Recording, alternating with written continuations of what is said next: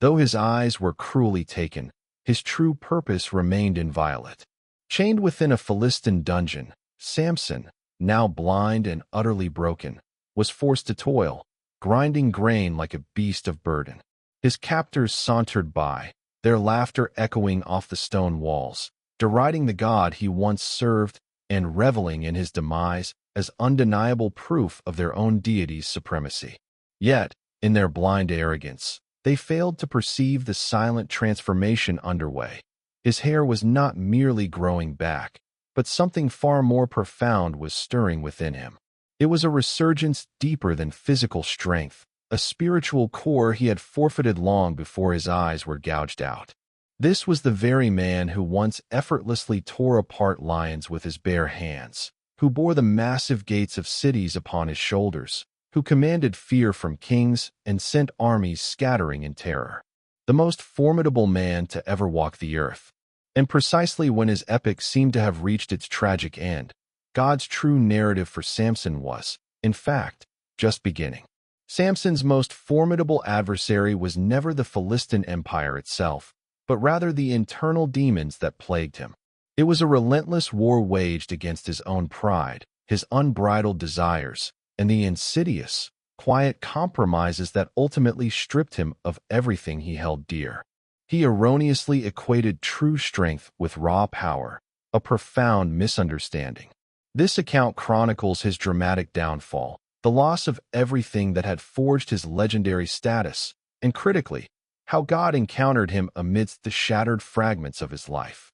It reveals how profound shame was ultimately transformed into resplendent glory, and how true surrender blossomed into the most potent form of strength imaginable.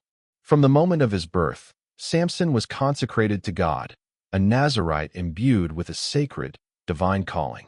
Yet, his extraordinary journey actually began much earlier, unfolding against the backdrop of a nation shrouded in spiritual darkness, a people who had long forsaken their God. For 4 decades, Israel languished under the oppressive shadow of the Philistines. 40 years marked by profound humiliation, relentless oppression, and the agonizing spectacle of their adversaries steadily gaining power while they themselves withered. The Philistines' conquest wasn't merely achieved through swords, it was cemented by iron. While Israel still relied on primitive bronze weaponry, the Philistines had mastered the sophisticated art of iron forging. Their blades possessed unparalleled sharpness, their armor offered superior protection, and their dominion was absolute. They didn't just subjugate the land, they crushed the very spirit of the people. Once again, Israel had succumbed to its recurring cycle. They had abandoned God, embraced idolatry, and forgotten the sacred covenant. And as the inevitable consequences descended upon them, they cried out, albeit belatedly, for divine intervention. But this time, God's response manifested in an entirely different manner, not with thunder and might, but quietly, intimately, within a humble village in the tribe of Dan. There resided a man named Manoah and his wife, who bore the profound sorrow of barrenness, unable to conceive children. In that ancient culture, barrenness transcended mere personal grief. It was widely perceived as a tangible sign of divine disfavor, an indelible mark of shame. However, God has always possessed an extraordinary capacity for utilizing what the world deems utterly impossible to achieve his miraculous ends. Then, one day, an angel of the Lord appeared before Manoah's wife, a physical manifestation so undeniably real that it defied all doubt. He delivered a profound message. You will conceive and give birth to a son. No razor is ever to touch his head, for the boy is destined to be a Nazirite, consecrated to God from the very womb. He will initiate the deliverance of Israel from the oppressive grip of the Philistines. As recorded in Judges chapter 13, when Manoah later offered a sacrifice, the angel dramatically ascended heavenward within the consuming flames. The couple, overcome with profound reverence, prostrated themselves, trembling not from terror, but from overwhelming awe. They had just been privileged to witness a truly impossible event. And so, from a womb once deemed barren, God was poised to commence his grand rescue mission. The child, named Samson, meaning little sun, would emerge as a nascent flicker of light, destined to illuminate a nation otherwise drowning in deep spiritual darkness. Samson entered the world bound by a profound vow that would indelibly shape his entire existence, the Nazirite vow. This sacred commitment designated specific individuals as set apart for God's divine purposes, governed by three deceptively simple yet powerful rules. These precepts dictated abstinence from wine or any strong drink, prohibition from contact with anything dead or unclean, and crucially, no razor was ever to touch his head. Far from being arbitrary restrictions, these were potent symbols of his consecration, his sacred separation, and his absolute, unwavering dependence on God. Samson's legendary strength did not originate from mere musculature. It flowed directly from his divine calling, from the very Spirit of the Lord that rested upon him as a direct consequence of his wholehearted dedication to God. His devoted parents meticulously instilled this truth within him, continually reminding him that he was distinct from other boys, that his life was imbued with a purpose intricately woven into his being even before his first breath. As he matured, the unmistakable evidence of God's favor became increasingly apparent. The Spirit of the Lord began to powerfully stir within him, manifesting in brief, electrifying moments when an ability far transcending human capacity would surge through his veins, a tantalizing glimpse of the extraordinary man he was destined to become. He was divinely appointed as a deliverer, a judge, one whose mission was to forcefully repel the spiritual darkness that had engulfed Israel for 4 decades. Yet, what nobody could have possibly foreseen was this profound paradox. God bestowed upon him the colossal strength to shake nations, but did not grant him immunity from the relentless allure of temptation. Samson possessed the raw power to rip apart lions with his bare hands, yet he frequently proved incapable of reigning in his own insatiable desires. He could effortlessly shatter physical chains, but wrestled ceaselessly to break the far more formidable chains that bound his own heart. From the earliest stages of his life, an inherent tension defined his existence, a persistent internal battle between the monumental divine calling placed upon his shoulders and the profound human weaknesses that resided deep within his chest. It was precisely within this crucible of tension, caught between the magnificent man he was destined to be and the flawed individual he so often chose to become, that the entirety of his dramatic story would unfold. A tale marked by both extraordinary, God-given power and the ultimately devastating consequences of his pervasive compromises. The initial, critical fissure in Samson's spiritual armor did not manifest from an enemy's sword, but rather originated from within the depths of his own wayward heart. One fateful day, Samson journeyed to Timnah, a Philistine town situated deep within enemy territory. There, his gaze fell upon a woman, a Philistine woman, and he was immediately consumed by an intense desire for her.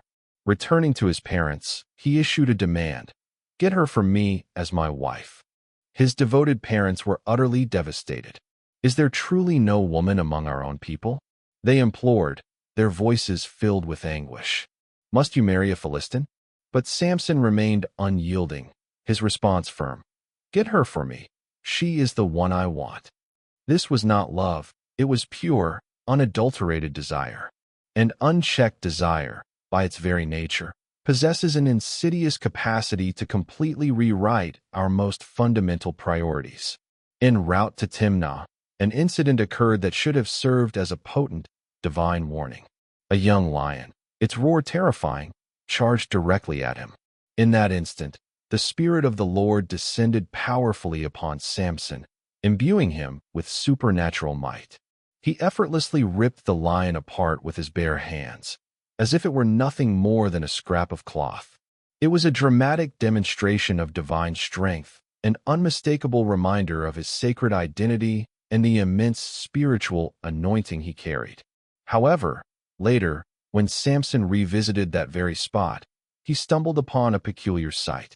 Within the decaying carcass of the lion, A swarm of bees had constructed a hive, abundant with honey. Samson impulsively reached in, extracted the honey, and consumed it, even sharing some with his unsuspecting parents. This act might appear trivial, a mere taste of sweetness from something dead. Yet, it was far from insignificant. It represented a direct violation of his sacred Nazirite vow. Contact with a dead body was strictly forbidden for one consecrated to God. And he didn't merely transgress. He concealed his transgression, failing to disclose the origin of the honey to his parents. This is precisely how monumental downfalls commence, subtly, in the concealed shadows of seemingly minor compromises that we deceptively convince ourselves are inconsequential. Samson savored the immediate sweetness, rationalizing to himself that the momentary pleasure justified the spiritual cost. Rejected by his own people, he was nonetheless profoundly empowered by the Spirit.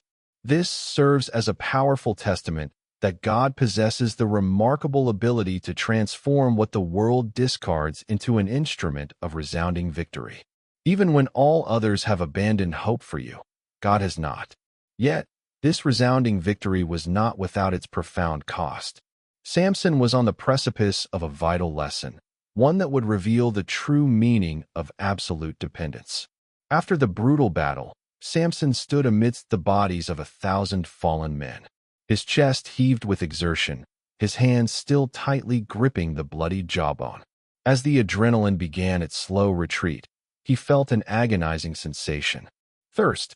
This was no ordinary thirst. It was a parching, suffocating dryness that constricted his throat, blurred his vision, and starkly reminded him of his profound human fragility. He had just wielded supernatural strength, experiencing divine power coursing through him like an unstoppable flood.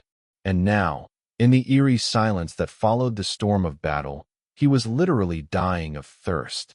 Samson cried out to God, a raw plea born of desperation. "You have granted your servant this magnificent victory. Must I now perish from thirst and fall into the hands of the uncircumcised Philistines?" It was a prayer steeped in utter desperation, profound humility, and absolute dependence. And God, in his boundless mercy, answered. As recorded in Judges 15, God miraculously caused water to gush forth from a hollow place in Lehi, directly from the rock itself. Samson drank deeply, feeling his strength rapidly return and his spirit profoundly revived. He named that sacred place in Hakkor, Spring of the Caller, a perpetual memorial to that pivotal moment when God divinely intervened to meet his most fundamental need in the desolate wilderness. This profound truth was precisely what Samson desperately needed to internalize, and indeed, what all of us must continually remember. Strength devoid of dependence on God is merely pride poised for an inevitable collapse. Power exercised without accompanying prayer is a precarious foundation built precariously upon shifting sand. Only those who experience profound spiritual thirst can truly comprehend the exquisite taste of divine grace. For a fleeting moment, Samson grasped a monumental realization. God was not merely the origin of his formidable strength, but the very wellspring of his survival, his every breath, his entire existence.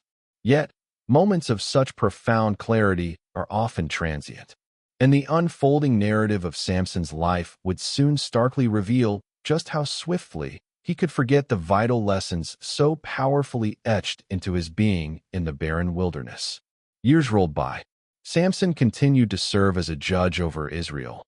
His formidable reputation swelled, and his legend spread far and wide. However, concurrently, his spiritual vision began to tragically wane.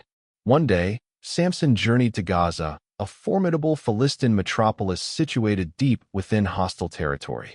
There, he deliberately sought out a prostitute. This act was profoundly reckless, arrogant, and a blatant contradiction of his calling. A man consecrated to God, shamelessly seeking fleeting pleasure in the embrace of his enemies. Word of his presence rapidly spread. "Samson is here." The Philistines immediately recognized their opportune moment. They encircled the dwelling and lay in ambush at the city gate throughout the night. At dawn, they whispered conspiratorially, "We will kill him." They were convinced they had him securely trapped, cornered, and finally defeated. However, at the stroke of midnight, Samson arose. However, compromises possess an insidious nature, inevitably expanding, demanding ever more, and inexorably leading us down paths far beyond our initial intentions. For Samson, this perilous journey into compromise had only just begun. Samson's wedding feast, a customary 7-day affair, became a stage where his growing pride began to manifest in ways that would prove incredibly costly. 30 Philistine men were appointed as his companions during the celebration. Samson, brimming with overconfidence in his secret strength and intellect, decided to propose a wager. He concocted a riddle, cleverly based on his earlier encounter with the lion. Out of the eater came something to eat. Out of the strong came something sweet. The stakes were significant. If they could decipher it within the 7 days, Samson would provide them with 30 linen garments and 30 changes of clothes. If they failed, they would owe him the same. It was more than a game. It was a brazen display of intellectual superiority, intended to complement his already proven physical dominance. However, the Philistines proved unable to solve the perplexing riddle. As the days elapsed, their frustration steadily escalated into simmering anger. On the 7th day, driven by desperation, they approached Samson's bride with a chilling threat. "Coax your husband into explaining the riddle, or we will burn both you and your father's household to death." Consumed by terror, she immediately confronted Samson, weeping uncontrollably. "You despise me," she accused. "You don't truly love me. You've posed a riddle to my people, yet you refuse to reveal the answer to me." For days, she relentlessly pressured him, skillfully manipulating him, and continually accusing him of a lack of affection. Finally, utterly exhausted and worn down by her incessant tears, Samson relented and disclosed the answer. She, without hesitation, relayed it directly to the Philistines. On the 7th day, just moments before the setting sun, the Philistine men presented Samson with the correct answer. What is sweeter than honey? What is stronger than a lion? Samson instantly comprehended the betrayal that had transpired, a searing fire of indignation burning within his chest. "If you had not plowed with my heifer," he retorted bitterly, "you would never have solved my riddle." In that moment, the Spirit of the Lord descended upon him with furious power. He journeyed to Ashkelon, where he struck down 30 of their men, stripped them of their possessions, and gave their garments to those who had successfully solved the riddle. Then, consumed by rage, he stormed away, abandoning his newly wedded bride. Pride, it is said, blinds us to consequences long before any adversary ever can. And Samson's unchecked pride had just unlocked a gateway to a devastating chain of events, the full scope of which he was yet entirely oblivious to. Sometime thereafter, Samson's anger eventually subsided. He resolved to return to his wife, bringing a young goat as a conciliatory gift. However, upon arriving at her father's house, he was halted at the doorway by the father himself. "I was so certain you hated her," the man explained, "that I gave her to your companion. But her younger sister is more attractive. Take her instead." The word struck Samson with the force of a physical blow, not merely rejection, but outright replacement. His wife, given to another man, ironically, one of the very 30 companions who had conspired against him with the riddle. At that moment, something deep within Samson irrevocably snapped. "This time, I am fully justified in seeking retribution against the Philistines," he declared, his voice hard with resolve. "I will inflict grievous harm upon them." He then embarked on a vengeful mission, capturing 300 foxes. Tying them in pairs by their tails, he fastened torches between each duo. Igniting the torches, he unleashed the panicked animals into the Philistine fields. The foxes bolted wildly, spreading destructive flames wherever they ran. Wheat fields were consumed, vineyards reduced to ash, and the venerable olive groves, powerful symbols of prosperity and peace, were utterly engulfed by fire. The Philistines suffered catastrophic losses. Their entire harvest, their very livelihood, their future was annihilated. When they discovered Samson was responsible for this devastation, driven by the insult of his wife being given to another, their retaliation was not aimed at him, but at her. They descended upon her father's house and burned both of them alive. Upon hearing of their horrific act, Samson's grief violently collided with his incandescent rage. The woman he had once desired, the woman who had betrayed him, was now dead, a direct consequence of his actions. He unleashed an attack on the Philistines with such ferocious intensity that the Bible succinctly states he slaughtered many of them. He then fled to a cave in the rock of Etam, seeking refuge from the cascading consequences of his uncontrolled fury. When anger assumes mastery, even victories inevitably crumble to ashes. Samson had sought revenge, and he achieved it. Yet the terrible cost was a grim trail of death that included the very person he had once coveted. And worst of all, he found himself more isolated than ever before, alone in a desolate cave, hunted by his enraged enemies, and profoundly misunderstood by his own people. The designated deliverer had tragically transformed into a destroyer. The Philistines were not content to allow Samson to simply disappear. They marched their armies into Judah, issuing a stern demand that Israel surrender the man who had wrought such extensive destruction. And it is at this juncture that the narrative takes a profoundly heartbreaking turn. 3,000 men from Judah, Samson's very own people, journeyed to the cave where he sought refuge, not to shield him, not to stand in solidarity with him, but rather to apprehend him and deliver him into the hands of his enemies. "Do you not comprehend that the Philistines are ruling over us?" They challenged him, their voices laced with accusation. "What calamity have you brought upon us?" Samson gazed at them, the very people he was divinely appointed to deliver, now treating him as the source of their troubles. "I merely did to them precisely what they did to me," he calmly responded. But they held no concern for justice. Their paramount concerns were survival, maintaining a fragile peace, and avoiding any further disruption. "We have come to bind you and hand you over to the Philistines," they stated plainly. Samson, in turn, requested only one solemn promise from them. "Swear to me that you yourselves will not put me to death." They readily agreed. Binding him with 2 strong, new ropes, they led him out of the cave like a common criminal. As the Philistines beheld him approaching, they erupted in triumphant shouts, believing their formidable enemy was now captured, bound, and utterly powerless. But then, an astonishing event transpired. The Spirit of the Lord descended powerfully upon Samson, infusing him with incredible strength. The ropes on his arms instantly became as fragile as charred flax. They snapped and disintegrated, falling away as if they were utterly insubstantial. Samson surveyed his surroundings and spotted the jawbone of a freshly dead donkey lying on the ground. He seized it, and what ensued was a devastating massacre. 1,000 Philistines fell that day, 1,000 men struck down by a weapon that, by all rights, should have been utterly useless. When the battle concluded, Samson named the place Ramath-Lehi, or Jawbone Hill. He had been bound by the schemes of men, yet miraculously liberated by God's overarching purpose.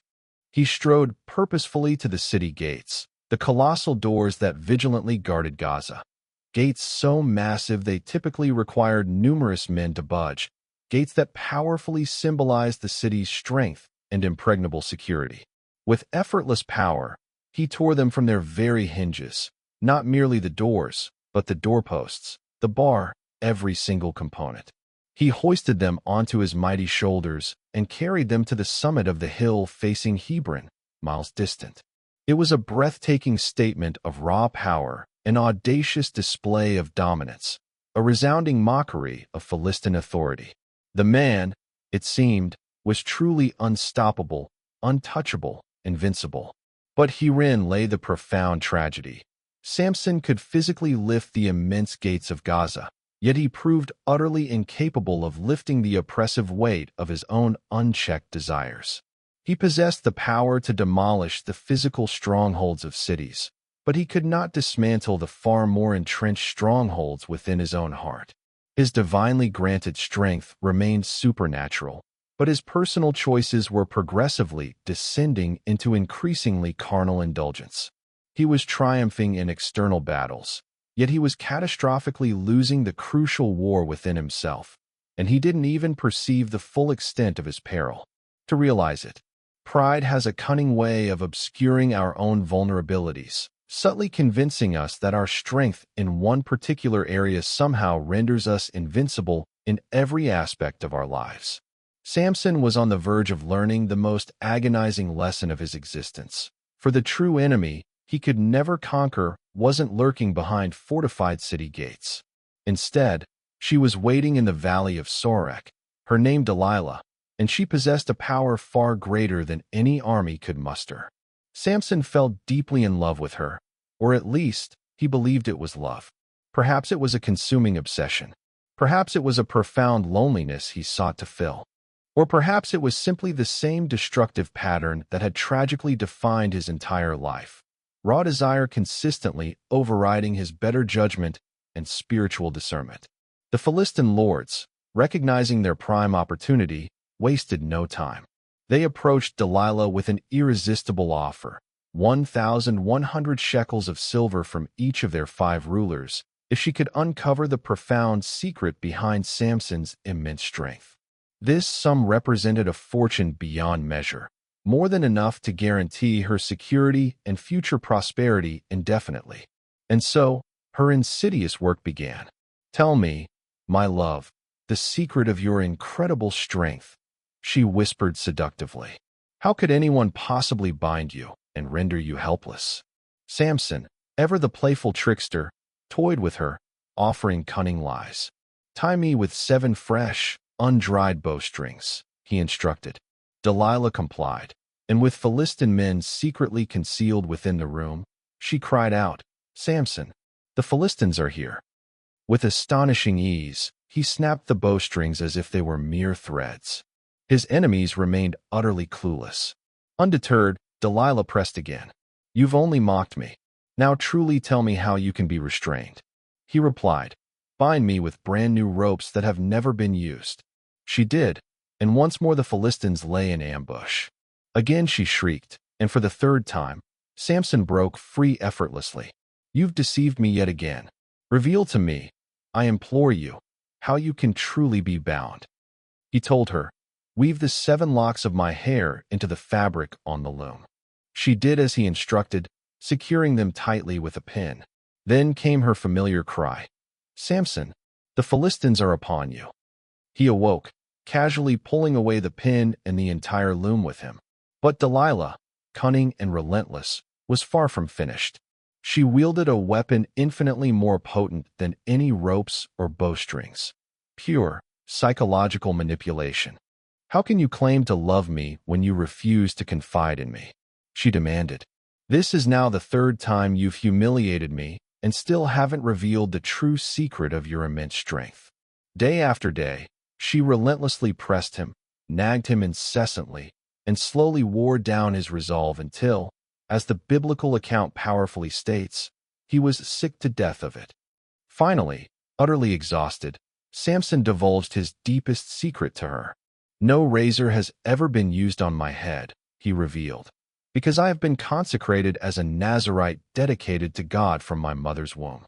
If my head were ever shaved, my strength would undoubtedly abandon me, and I would become as utterly weak as any other mortal man." Delilah instantly recognized the profound truth in his words. She then lulled him into a deep sleep, resting his head on her lap. While he slumbered, she summoned a man to shave off the 7 symbolic locks of his hair. Then, with a triumphant cry, she shrieked, "Samson, the Philistines are upon you." He awoke, expecting to break free and escape as he had countless times before. But this time, a chilling difference permeated the air. The Bible records it in the most utterly devastating sentence of his entire tragic story. He did not know that the Lord had departed from him. The Philistines immediately seized him, brutally gouged out his eyes, bound him tightly with heavy bronze shackles, and dragged him down to Gaza, the very city where he had once famously carried away the city gates, condemning him to grind grain in their dismal prison. He had lost his sight, But it wasn't the physical blindness that truly defeated him. It was the profound spiritual blindness of forgetting the true source of his extraordinary strength. Samson, once renowned as the strongest man alive, was now a pathetic, blind, chained figure, forced to grind grain like a beast of burden in a bleak Philistine prison. The mill wheel turned endlessly, round and round, day after agonizing day, a relentless, monotonous rhythm that mirrored his profound humiliation. His Philistine captors would routinely pass by, mocking him, laughing scornfully, and spitting upon the man who had once been their terror. The mighty warrior who had once struck fear into their hearts was now reduced to a pathetic spectacle for their cruel amusement. But beneath the surface, something profound and unseen was stirring within the depths of that desolate prison. Each agonizing rotation of the millstone became a fervent prayer. Each blind, stumbling step in the perpetual darkness transformed into a moment of profound reflection. For while chains bound his physical body, they utterly failed to shackle the spiritual awakening unfolding within his soul. For the first time in many years, perhaps even for the very first time in his entire life, Samson had absolutely nothing left to depend upon but the Almighty God. No physical strength remained for him to boast in, no eyes to pursue his carnal lusts, no freedom to chase after fleeting desires, only silence, impenetrable darkness, and the slow, arduous, yet ultimately redemptive work of true repentance. Imperceptibly, his hair began to grow back. The Philistines, consumed by their triumph, either failed to notice or simply dismissed it with utter indifference. After all, they believed they had utterly broken him. They had cruelly gouged out his eyes. What possible significance could mere hair hold now? But they utterly failed to grasp the profound truth Samson was, at long last, beginning to comprehend. His strength had never truly resided in his hair. It was always a manifestation of his consecration, his unwavering dedication, and his sacred covenant with God. And there, in the desolate grinding stone prison of Gaza, Samson was being reconsecrated, not by a vow his parents had made on his behalf, but by a profound and personal surrender he was now actively choosing for himself. The man who had once possessed keen physical sight, yet remained spiritually blind, was now, in his physical darkness, truly seeing for the very first time, seeing with the eyes of his awakened heart. Meanwhile, in stark contrast, the Philistines were meticulously preparing a grandiose celebration, a massive festival designed to honor their pagan deity, Dagon. Our mighty God has triumphantly delivered Samson, our greatest enemy, into our very hands, they loudly declared with exultation. Thousands upon thousands gathered, rulers, warriors, men, and women alike, filling every corner of Dagon's opulent temple. An estimated 3,000 people alone crowded onto the temple's roof, eagerly watching and riotously celebrating the events unfolding below. And then, in the very crescendo of their perceived triumph, a cruel idea sparked. Bring out Samson. Let him entertain us with his humiliation. So they dragged him from the prison's depths, the blind judge, the utterly broken deliverer, the man who had once effortlessly carried away city gates, now a pathetic figure stumbling uncertainly between the towering pillars of their temple. They roared with laughter. They cruelly mocked him. They celebrated what they believed was their God's decisive victory over the God of Israel. But what they utterly failed to comprehend, what their blinded eyes could not perceive, was that the God of Israel was far from finished with Samson. He wasn't finished forging a profound strength that emerges solely through complete surrender. He wasn't finished writing a powerful narrative of redemption into the life story of a man who had squandered everything. The Philistines believed they were witnessing Samson's ignominious end. They had absolutely no inkling they were about to bear witness to the glorious beginning of his enduring legacy. For the very weakest moment of Samson's life was on the precipice of becoming his most profoundly powerful. The temple of Dagon was utterly packed, wall to wall and shoulder to shoulder, with 3,000 revelers overflowing onto the roof alone, all gathered to commemorate what they firmly believed was the ultimate, undisputed victory of their deity over the God of Israel. And there, at the very heart of their triumphant revelry, stood Samson, blind, heavily chained, a pathetic spectacle intended solely for their cruel amusement. They forced him to perform debased acts, compelled him to dance clumsily, and deliberately made him stumble for their viewing pleasure. The deafening peals of laughter reverberated mercilessly off the cold stone walls. But Samson's thoughts were no longer focused on the jeering, taunting crowd. His mind was singularly fixed upon the massive pillars around him. He turned to the young servant who was guiding his faltering steps and, in a hushed, resolute voice, requested, "Please position me where I can feel the great pillars that uphold this temple, so that I may lean against them for support." The servant, perceiving no conceivable threat in such a simple request, obligingly guided him to stand between the two central pillars, the monumental, load-bearing columns that bore the immense weight of the entire structure. Samson reached out his sightless hands, his fingers finding the rough, cold stone. He could almost physically feel the crushing weight of the entire temple resting upon these colossal pillars, with thousands of lives suspended precariously above him.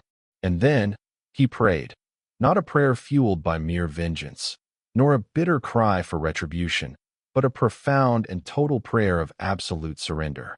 "O sovereign Lord, I implore you, remember me now. Please, O God, strengthen me just this one final time, that with a single decisive blow, I may inflict vengeance upon the Philistines for the loss of my two eyes." It was the desperate plea of a truly broken man, a man who had at last comprehended that true, enduring strength does not originate from our own human capabilities, but flows directly from what God can miraculously accomplish through us when we completely surrender everything to Him. The Spirit of the Lord, which had remained devastatingly silent for so long, now powerfully returned to him. Samson, with newfound resolve, braced his body. He pushed with every fiber of his being, not with the faded, earthly strength of his own arms, but with the boundless, divine strength of God surging through him one glorious, final time. "Let me perish with the Philistines," he whispered with a surge of divine power, and with that, he pushed. The colossal pillars groaned under the immense strain, then cracked with an ominous sound. The very stone of the temple shrieked, and then, with a deafening, thunderous roar, the entire edifice catastrophically collapsed. The massive roof caved in, the grand walls crumbled into dust, and in one terrifying instant, 3,000 people plummeted to their deaths. The Philistine rulers, those very architects of his agonizing downfall, were justly crushed beneath the catastrophic weight of their own blasphemous celebration. And Samson, the once blind judge who had seemingly lost everything, breathed his last amidst the dust and rubble. But here lies the profound truth the sacred scriptures reveal to us. Thus, in his death, he killed far more of his enemies than he had ever slain throughout his entire lifetime. In his ultimate act of self-sacrifice, Samson finally accomplished what he had repeatedly failed to achieve during all his years of immense strength. This final victory came not through his former pride, not through brute power, not through personal conquest, but solely through profound surrender to God's will. The man who had forfeited everything only discovered his true, divine strength when he finally let go of his own ego, ceased relying on his own capabilities, and utterly depended on God alone.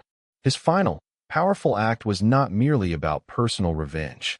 It was a profound testament to redemption.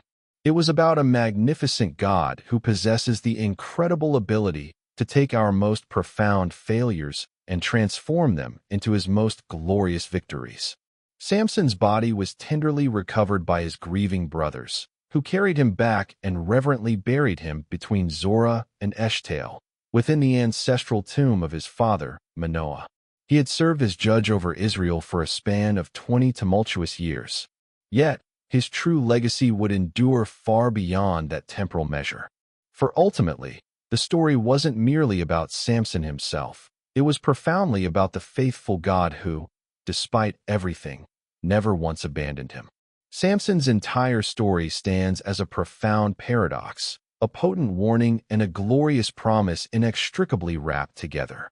It serves as a stark warning about the devastating cost of compromise, illustrating how seemingly small choices can inevitably lead to catastrophic consequences, and how even our most precious, God-given gifts can be tragically squandered when we prioritize our self-centered desires over our divine calling. But it is also a powerful, life-affirming promise. A promise that God's divine calling for us is never truly canceled by our human failures, that His eternal purpose is never irrevocably derailed by our profound weaknesses, and that even in the darkest depths of our most overwhelming shame, the miracle of redemption remains eternally possible. Samson's physical blindness was not, in fact, his termination. Rather, it became the crucible from which his true spiritual vision finally emerged. In that profound, external darkness, he finally perceived what he had been tragically blind to his entire life. He realized that strength without humble surrender is merely weakness cleverly disguised. That power exercised without complete dependence on God is a precarious foundation, inevitably built upon shifting sand. For years, he had vigorously fought external enemies, but his most formidable and enduring battle had always been an internal one, a relentless struggle against his own towering pride, against his insatiable lust, and against the arrogant delusion that he could fulfill God's divine calling without genuinely walking in intimate relationship with God Himself. And only when he had lost absolutely everything, his sight, his cherished freedom, his once glorious reputation, did he finally discover what his soul had yearned for all along: profound purpose, abiding peace, and the transformative, intimate presence of God. Centuries later, the inspired writer of the book of Hebrews would remarkably include Samson among the revered heroes of faith, because ultimately, despite his myriad failures and profound flaws, he embraced a complete surrender to God. In Samson's final, pivotal act, there lies a prophetic shadow, a foreshadowing of something infinitely greater, a man stretching out his arms in death to decisively defeat the enemy, willingly giving his very life to save his people. This powerful imagery echoes forward through history to another man, another ultimate sacrifice, another pivotal moment when profound human weakness became the very pathway to unparalleled victory. Jesus, stretched out on a rugged cross with arms flung wide, decisively conquered sin and death through his perfect, sacrificial surrender. Samson's tragic yet redemptive life undeniably points us to an even deeper, foundational truth. God's divine strength is miraculously perfected and revealed in the crucible of our human weakness. His transcendent glory shines most brilliantly not when we meticulously feign competence and independence, but when we finally, humbly admit our utter dependence upon Him. What if the very moments you regret most profoundly are precisely the ones God longs to use to powerfully reveal His greatest strength within you? What if your darkest, most despairing chapter isn't the final, tragic end of your story, but rather the divine point where glorious redemption truly begins? Samson's transformative journey powerfully teaches us that it is truly never, ever too late. It teaches that God can tenderly meet us in the deepest confines of our personal prisons, within the crushing weight of our spiritual chains, amidst the monotonous, grinding rhythm of our accumulated failures. And even there, He is still capable of orchestrating something profoundly beautiful and redemptive. Samson's arduous journey led him from immense physical strength to devastating moral failure, from keen physical sight to profound spiritual blindness, and from arrogant pride to ultimate, humble surrender. Yet, his story did not culminate in utter defeat. Instead, it powerfully concluded in glorious redemption. Perhaps you find yourself in your own spiritual Gaza right now, bound by the heavy chains of regret, spiritually blinded by the suffocating weight of shame, relentlessly grinding through the same painful, monotonous rhythms of past mistakes, and desperately wondering if God could possibly still use you after all you've done, after every perceived failure. Samson's timeless story stands as your resounding reminder that yes, he absolutely can. It assures you that your past mistakes do not irrevocably disqualify you, that your inherent weaknesses do not surprise him in the slightest, and that the very moments you mistakenly believed disqualified you from his divine purpose might, in fact, be the precise point where his magnificent strength gloriously begins to manifest in your life. God did not, for a single moment, write Samson off when he stumbled and failed. Instead, he compassionately met him in his desolate prison, profoundly restored him in his utter darkness, and graciously granted him one more redemptive chance to fulfill his sacred calling. Through complete surrender, the very act his towering pride had vehemently refused for so long. And with the same boundless grace, he will do precisely the same for you.